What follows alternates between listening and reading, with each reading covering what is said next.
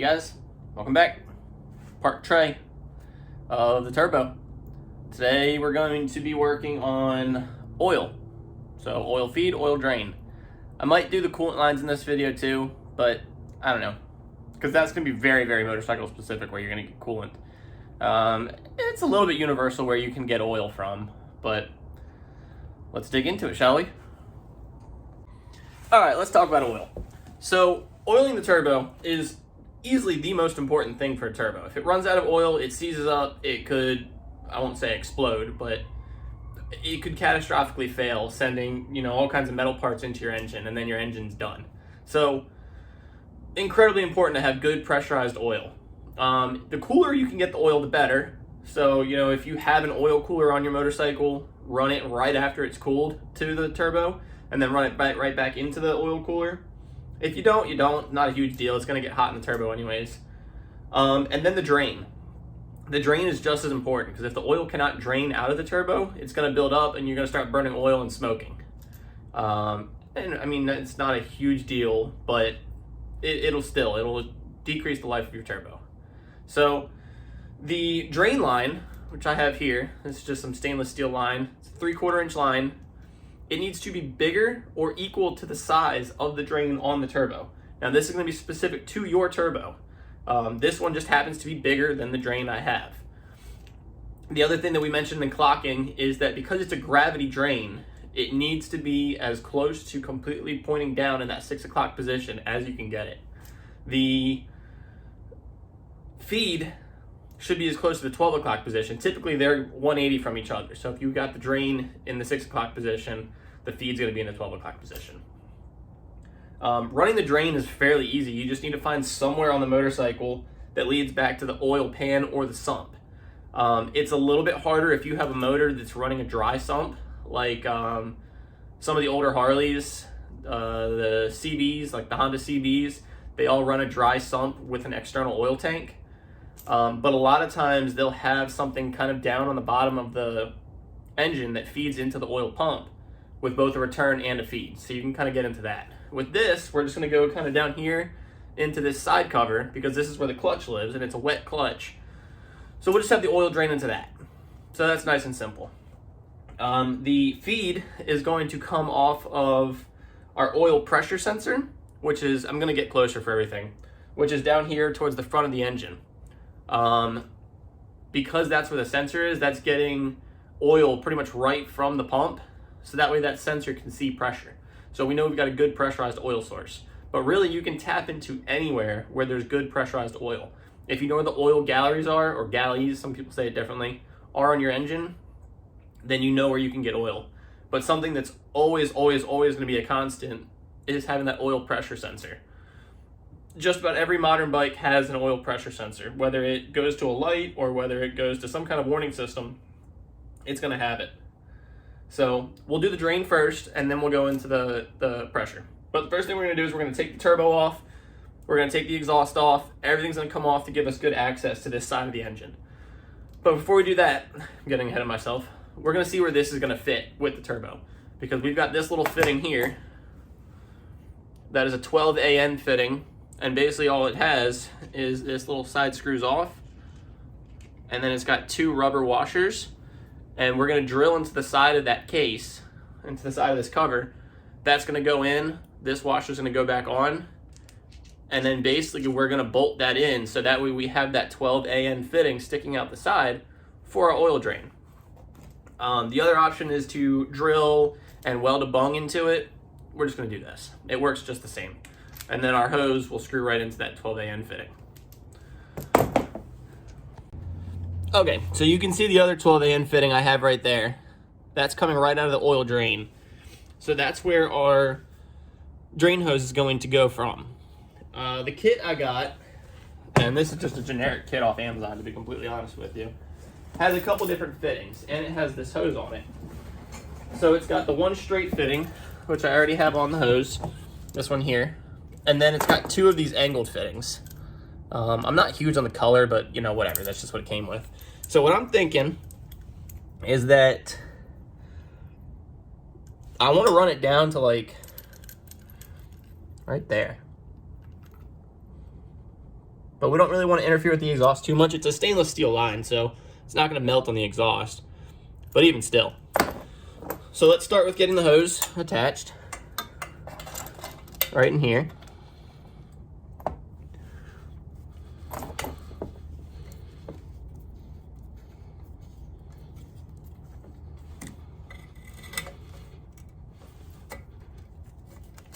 Maybe. Ugh.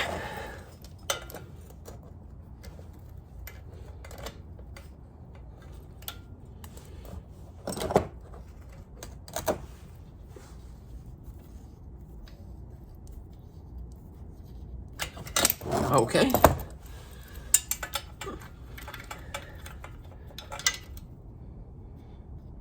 So it looks like that exhaust is just a little too tight on it to get that straight fitting on.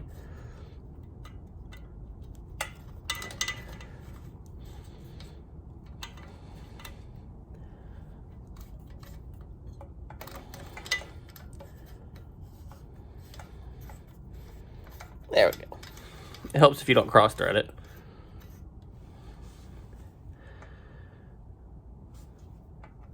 Well, it seems that's how it's going to want to fit. I wonder if we can angle it backwards. Let's see. Trial and error here.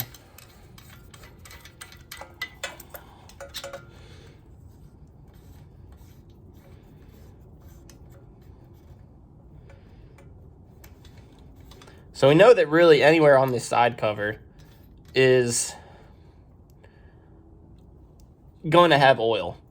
So we can feasibly run it anywhere.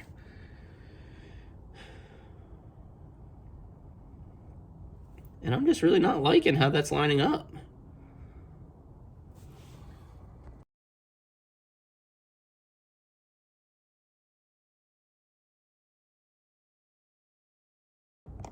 So we got the line on. Now we're going to use one of these angled fittings, and it came with a weldable bung. It's aluminum, so I could weld it to the aluminum side cover, but I'm still going to use my screw-in one. I've got this on here so that way I can kind of put it on the cover and see how far this is going to stick out when we actually get it on, because obviously this has all the threads that are going to go into the case on it. So we're going to use this, and you can see it's kind of what it's going to be like, because it's going to sit up against this part of the nut. So we'll see where it fits the best.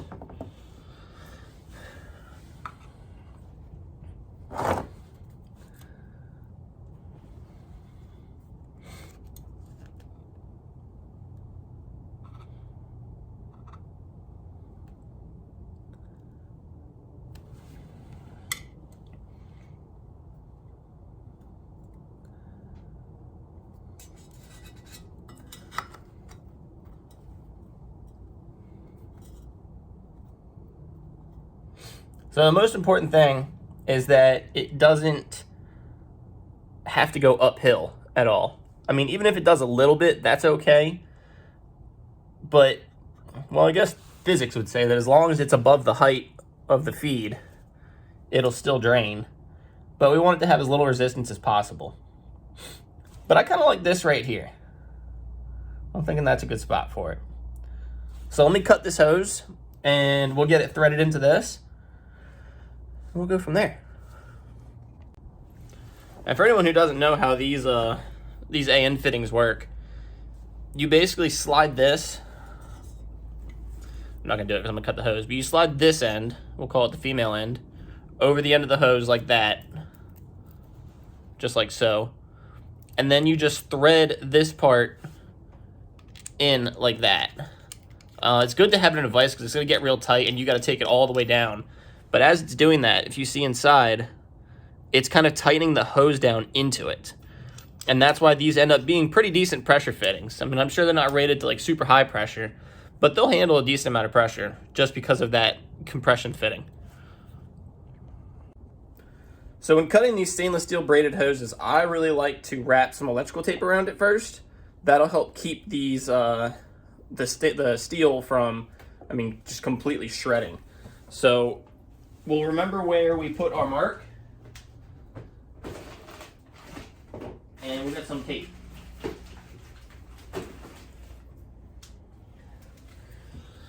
White's the first color I found, so that's what we're using.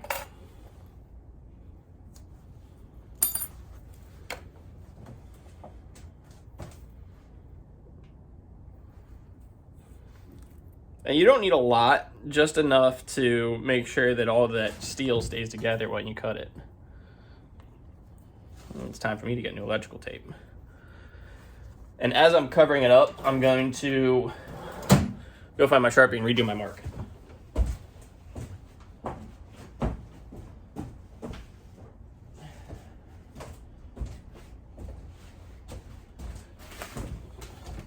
So I know that my mark was right there. Right there.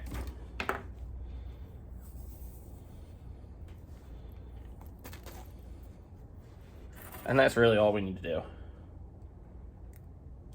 Slice it, tap it down. And we're just gonna use a regular angle grinder and cut right through it. There is a rubber liner inside, so you'll see some smoke, but that's nothing to worry about. All right, as you can see, what our tape did was it held all those stainless steel threads together. And we can actually put this on with the tape still on there. So you kind of have to be a little careful because there are still some, stainless steel wires that are kind of poking out a little bit. So if you're not careful, they'll kind of pinch your hand. But once you get it on, just twist it all the way in. And you want to keep going until you see it bottom out. So you see that hose is bottomed out. The next thing you want to do is put it in the vise. Get it nice and tight because you're going to have to put some torque on this. I like to get it just flush with the end. Be careful how tight you clamp it down because it is aluminum.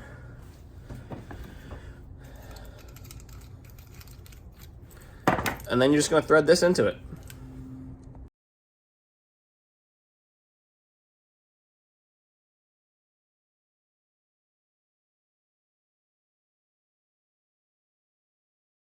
All right, so nice and tight. There's our oil line. Okay, so we had a good general idea of where we wanted it. Kind of say it's going to be like right there.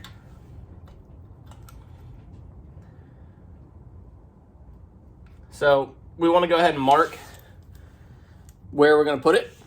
That way we can drill it. Don't want to drill it with the cover still on the bike because obviously that's going to put a whole bunch of aluminum shavings into your oil. And if you don't plan on draining your oil, which we are, then you can have problems. So let's mark it. All right, so we marked it. We're not positive that that's where we're going to keep it because we need to open it up and see what's in there. Make sure there's nothing that this drain line is going to interfere with, and to make sure that we're actually going to drain to the oil sump. So let's get the turbo off, and we'll check out what's in there. So I thought about it, and I think I'm going to leave the turbo on because I still need to figure out where the oil feed line is going to go. So we're going to leave the turbo on, and we can still get this panel off. They should be 8mm bolts, and there's a lot of them. If you want to, you can put them in cardboard to remember where they go. I just kind of guess by the length. That's just me. I'm lazy. So let's get this cover off.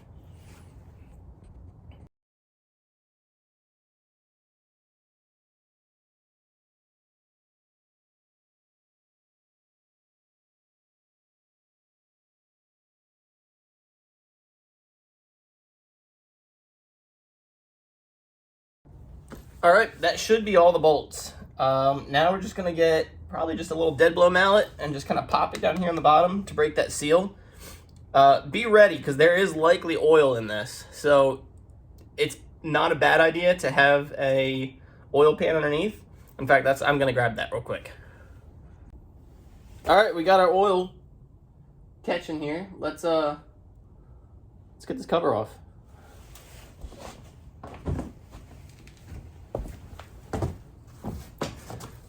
So I don't really like to pry on these unless there is a pry surface, which there is one up here.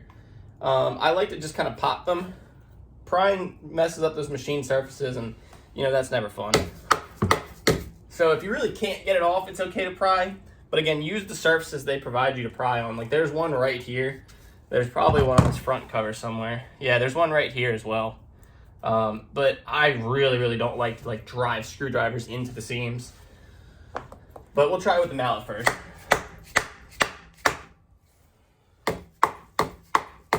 Nah, she ain't coming. Well, we'll pry. And again, we're using the spots that are designed to be pried on.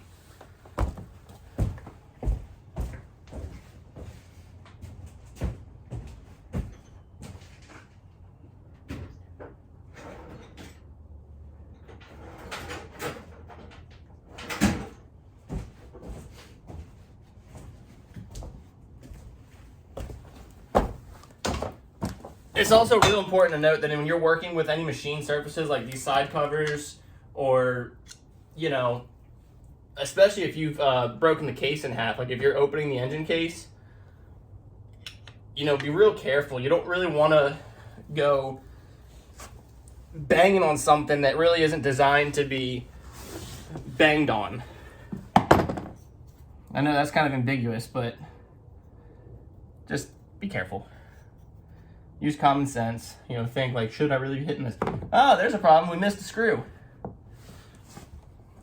That'll definitely keep it from going off. And that's another reason why you don't want to just get to start smashing on things, because you miss a screw, and that could very well be all that was holding it. Also, keep your screws safe. All right, let's try that again now. No, she still don't want to go.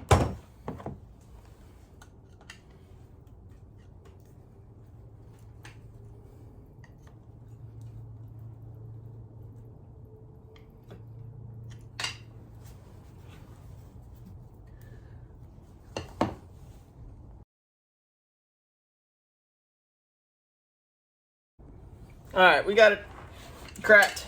Now you can see the oil flowing out. So that's a good sign for us. That means that we can use this as our oil drain because there's oil in there. So let's go ahead and just kind of peel it away. And clunk. And there it is. You can see the clutch, the drive gears, all that cool fun stuff. So we got to look at where we made our mark and see if we're going to mess with anything too crazy in here. Obviously, we don't want to be involved in any of these gears where that oil flange is going to be sitting into it.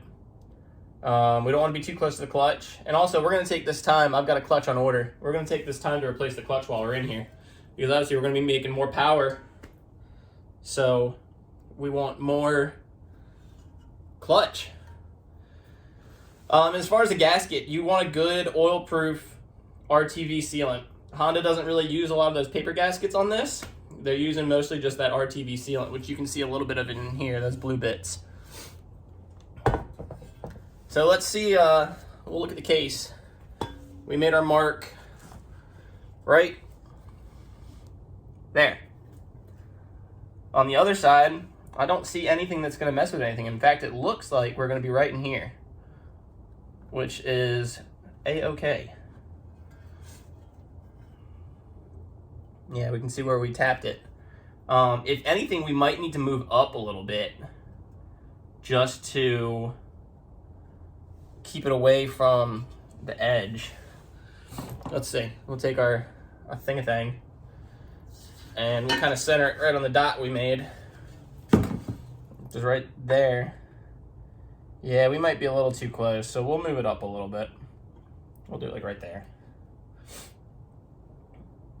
And yeah, I think that's gonna put us right in here, which should be just fine. We just need to make sure that there's a good drain back into the sump there, which we can do with our hands and just kind of clear it out. Yeah, you can see where it actually drains into the sump right there. I'm putting my fingers all up in that hole. It's also a good idea to just go ahead and drain the oil while you're in here. I believe this is the oil drain right here. And then actually it should be further on the bottom.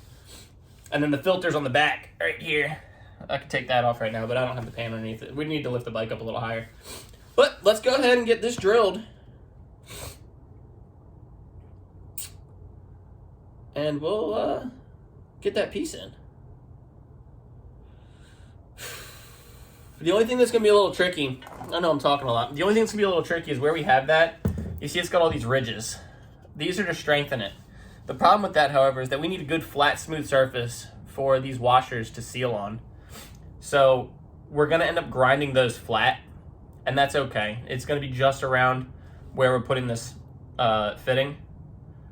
But again, just make sure that after you do all this drilling and all the grinding, get some good brake cleaner and just clean the crap out of this, because you don't want any of those metal flakes getting anywhere, especially in your clutch or your main drive, anything like that.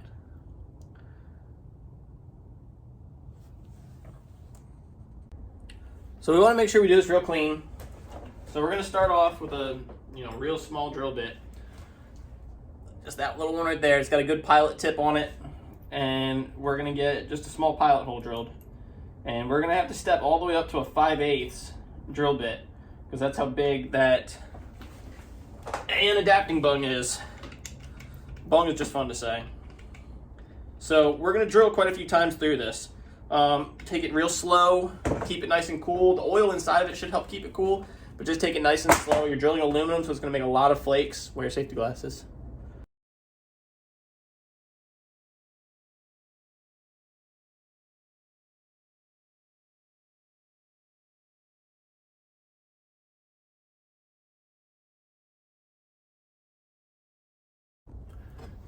And after going to the store and getting a new drill bit, we got it in. So, like I said, all these ridges we're going to have to grind flat so that we have a good mating surface for the washers. And we're also going to put some RTV on it. So, what I like to do is just kind of get that in there.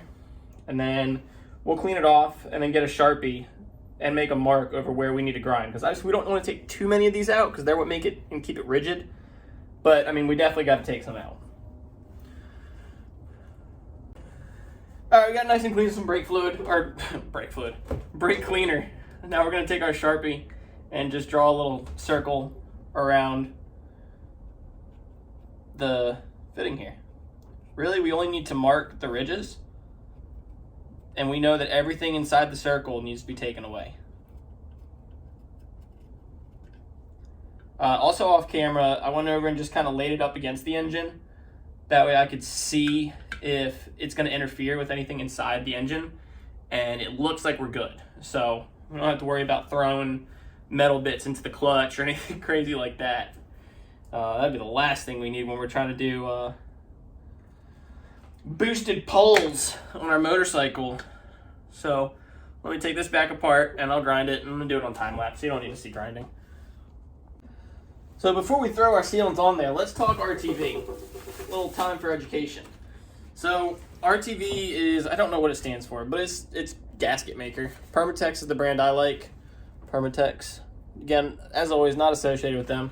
But there's different colors. This is the black. This is gray. They have blue, red, I think orange, and they all do different things. So the gray it's what Honda uses to seal their engine cases. When I rebuilt the CB750, when putting the actual case halves together, it's just the gray sealant. It's the same that goes on these case halves, or the case cover, excuse me, is the gray. The red, I believe, is the high temp, so that's for like headers, stuff like that. Blue is for like water pumps, I think. Correct me if I'm wrong, that's the only one I'm not too sure about. Orange, I want to say, is electrical, and then the black is oil. So the black is super oil resistant. As you can see here, this is not the ultra black, but they have an ultra black, which is like super oil resistant. This is the 90-minute gasket, so it just cures a lot quicker. So this stuff has to cure before you actually put it back in service and get oil in it. So you put it on your surface, you wait like 15 to 30 minutes, let it get tacky, and then you can go ahead and tighten things down. But don't put oil or water or fuel or anything like that until it is cured, per the instructions. Let's see what it says here. Allow 90 minutes before filling with fluids or returning to service. Cut nozzle.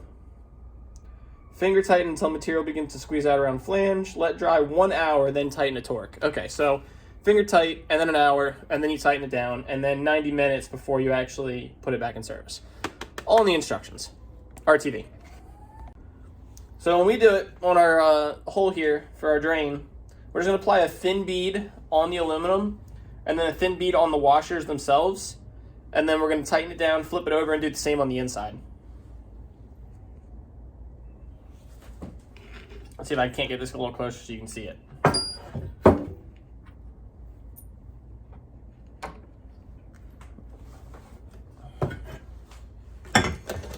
Nope. Nope. Oh, there it is.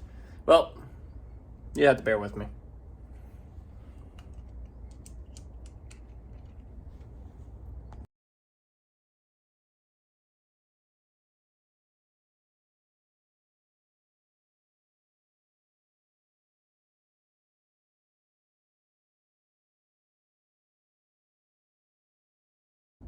All right, we got it finger tight. Let's see if I can get some light on there for you. So we got it finger tight. And now we'll wait. We'll wait an hour. So it is, come on. It is 1:45. So at 2:45, we'll come back and we'll tighten this down to spec. We don't really need to worry about putting any fluids on it yet because, you know, we're not going to run the engine for a little while. So we'll leave this to set and we'll start working on the oil supply. So let's go back over to the bike.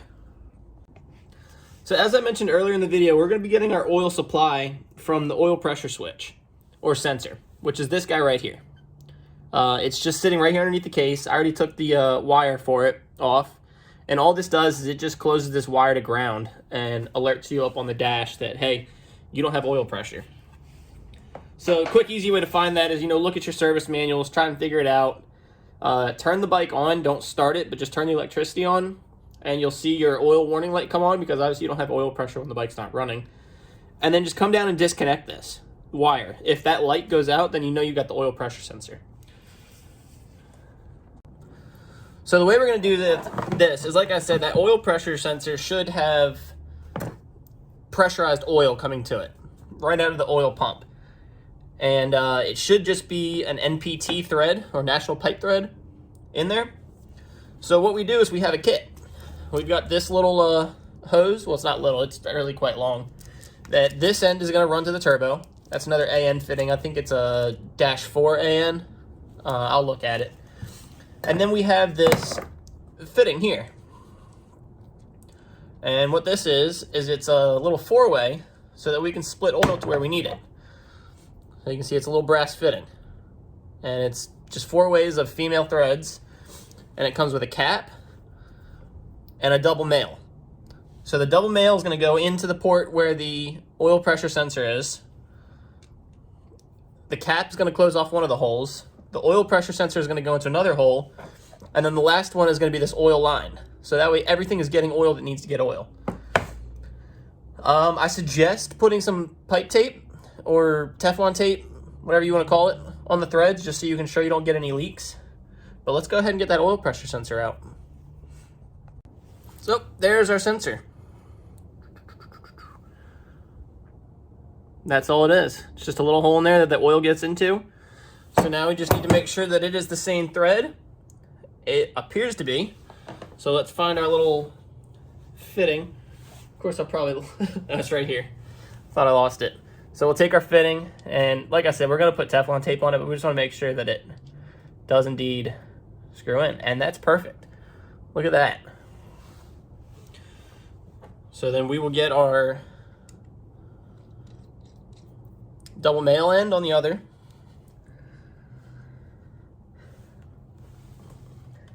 And we'll make sure that it all fits in there. And it does. Cool, cool, cool, cool. So we know that our pressure sensor is going to go on the outside. That's just where I want it. That way the wire still goes to it without any problems.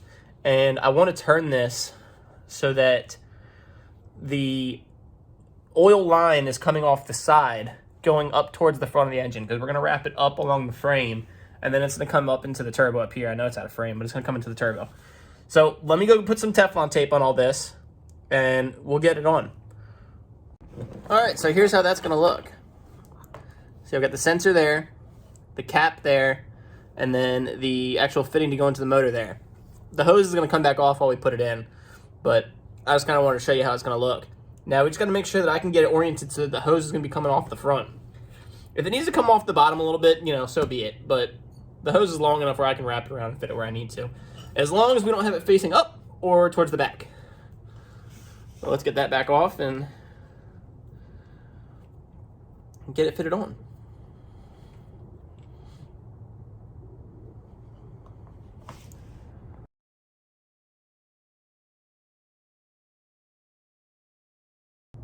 All right, it's tight where it's tight to the point where I think it's not gonna move. Lord, that was a lot. And you know, we'll assess as we're riding it if it's leaking. If it's leaking, we'll just pull it off and retighten it, I suppose. But let's go ahead and get this this hose threaded on. Now, this is kind of gonna, oh, my goodness, I can't talk. This is kind of going to be a pain in the butt, Lord, because this is not a swivel end, so we're gonna have to twist the whole hose to get it on. Which, you know, whatever.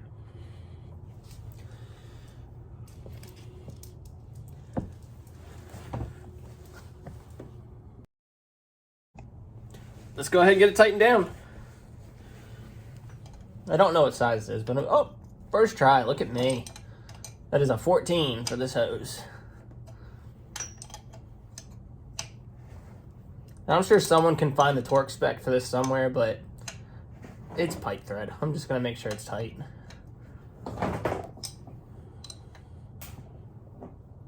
Also, we wanna make sure that our AN fitting is gonna be oriented the right way to fit into the turbo. Y'all ever just say the word turbo? It's kind of one of those words that's just fun to say for no real reason. Okay. Let me back you up and you can see what we're gonna do. So kind of a weird angle, but the fitting is right here. You just can't really see it behind the wastegate, and it's just a right angle. You know, it's coming off this banjo bolt going into it, and it is just a so I'll take it off because I got to orient it right here.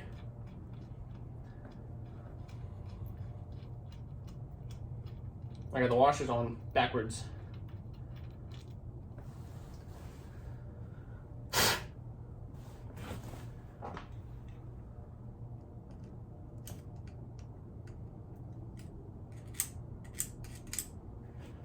So inside the turbo is a little, I won't call it a bolt, but it's got a threaded spacer. I'll call it a spacer with a hole drilled in it. That hole is specific to the size of this turbo and how much oil it needs. It's called a restrictor. It's very important that you make sure that's in there because, as you can see, the hole in this banjo bolt is rather large. So if you just go dumping oil into the turbo, it's going to burn it and it won't drain fast enough, and you're just not going to have a good time with your turbo. So you need to make sure that the restrictor is in there. Some of them have built-in restrictors, some of them you can adjust, but you just need to make sure that that's in there.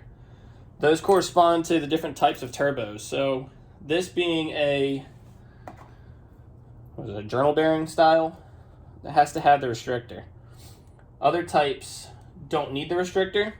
I can't remember which ones, but you gotta make sure it's in there. On this turbo, at least.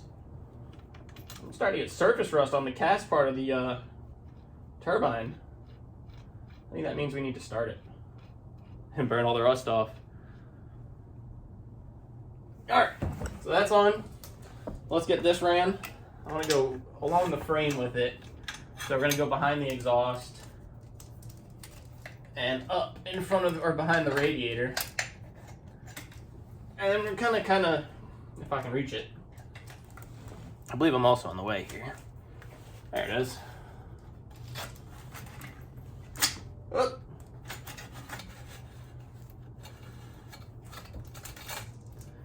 There we go.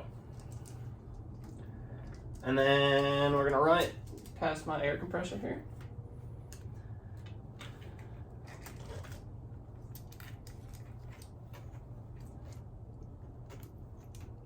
and then right into the fitting on the turbo.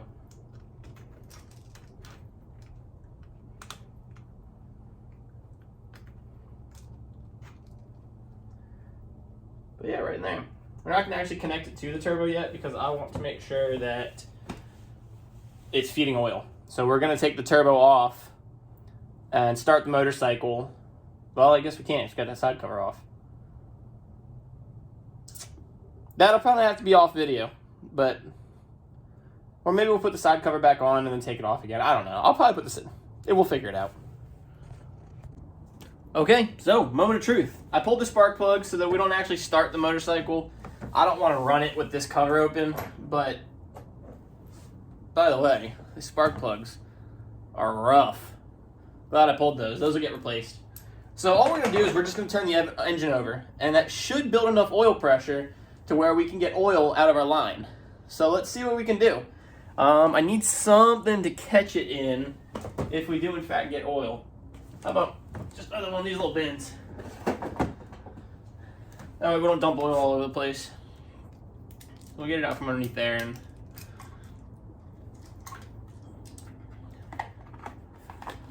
alright.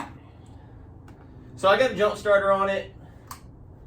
We'll see. Obviously there's not going to be any fuel pressure, but let's see what we can get.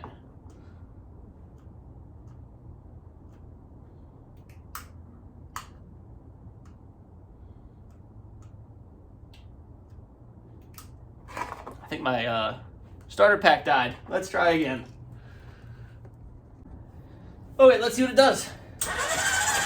Oh, that's oil. It's oil. As the battery dies. But check that out. We got oil. That's what we need. It ain't coming out with much force, but that's because the engine wasn't spinning very fast or hard. I've got a really bad battery. It's going to have to get replaced. But that's it, friends. We've got oil. And, you know, the drain we don't really need to test because that's just a hole going back to the sump. We know that that's there. We know it's not clogged. I'm looking for someone to wipe this on. Whatever. Sleeve.